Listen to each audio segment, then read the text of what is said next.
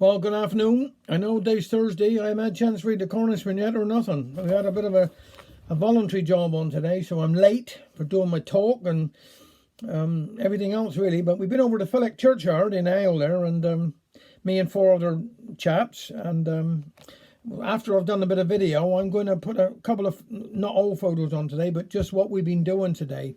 So we've put a handrail all the way up on the top cemetery, which was very difficult for people climbing up and down on top. Well, it's getting near Easter and people need to go up and pay their respects to their, the past loved ones and all. So I took it on myself and I got four other chaps. I had Vaughan Bagent with me, Ian Cockham with me, Phil Moyle with me, and Colin Bennett. And I want to thank them ever so much because they've done a fantastic job.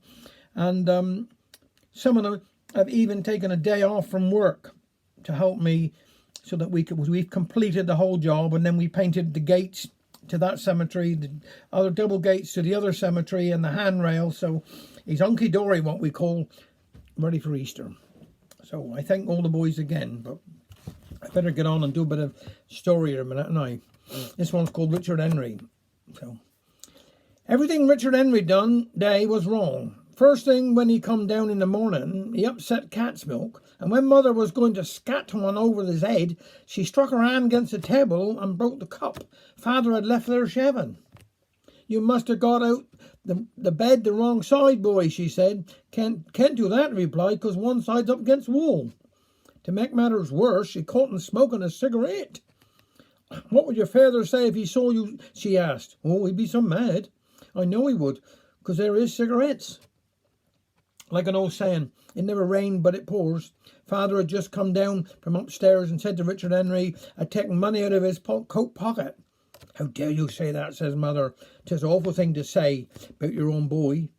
But it might have been me. No, I'm sure about that, replied father, because there was some money left.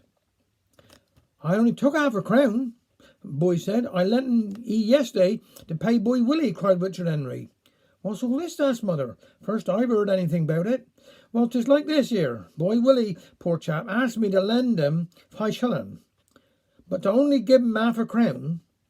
Then, says he, I should owe an half a crown, and he would owe me one, and that would make it right. So to show him I was smarter as he was, I gave him the half a crown, if you can understand all that. Anyhow, to change the subject, father asked Richard Henry if he had done his homework before he went to school. All except one question was the reply, and I can't do that. What is, asked father. I bet I know the answer. What is untold wealth, replied Richard Henry. Oh, easy, says father. 'Tis something you haven't put upon your income tax papers. Got me right, says Richard Henry. Yesterday I put down he cut the tree down with a saw. Teacher crossed out that and wrote hatchet. Can't expect a woman to know, so I altered it to dag. After school he come home wet to the skin. Mrs. James was there when he tumbled into the river and asked how he come to do that. He replied, I didn't come to do that, but to pick blackberries. Now off to bed you go, says mother, and mind you take off your wet stockings. Another one here by Ken Gill. The missus was going away for a spell. She asked, could I manage? I answered, well, I'll struggle on bestest ways I can, though I'm going to be a really lonely man. But all the time me mind was teeming. I was plotting, planning, scheming. Of all the things I do and try, I could hardly wait to say goodbye. I had visions of forbidden delights, loose living woman, abandoned nights, buckets of beer with the boys in the bar. Oh, a middle-aged wreck, I'd be a star. But nothing turned out as I thought. Being on my own weren't so hot. I don't savvy the quirks of life, 'cause all I did was miss the wife.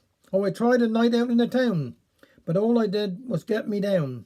I winked at some ladies once or twice, but the ones I winked at weren't very nice. In fact, they scared me half to death. So, despite ceaseless shots of self-derision, I stayed and watched television. And at night in that bare bedroom, I'd be all self-pity, misery and gloom. I knew in my heart I would crack if she didn't hurry back. But then came word that she was on the way. Oh, I was up on the crack of day. I dusted, polished, with no breaks or halts. I went through the house like a dose of salts. I shaved my chin and combed my hair, got to the station with an hour to spare. Couldn't keep still, was all aglow. Felt like shouting for the world to know. Oh, a real old stupid so-and-so. But you see, I couldn't wait to say hello. Bye now. Thanks very much.